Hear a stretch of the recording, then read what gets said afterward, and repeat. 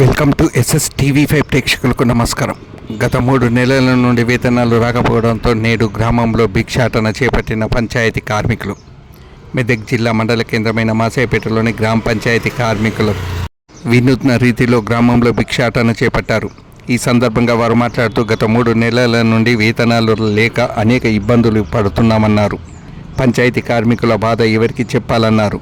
మా గోడు వినేవారు లేరని, ఈ చాలని వేతనాలు, అందులో నెల వేతనాలు రాకపోవడంతో పూట గడవడమే కష్టంగా ఉందన్నారు. ఇప్పటికైనా పంచాయతీ కార్మికుల వేతనాలను ప్రభుత్వం వెంటనే విడుదల చేయాలని వారు డిమాండ్ చేశారు. ఈ కార్యక్రమంలో గుడ్డి నరసింహులు, నగేష్, యాదయ్యతో పాటు తదితరులు పాల్గొన్నారు.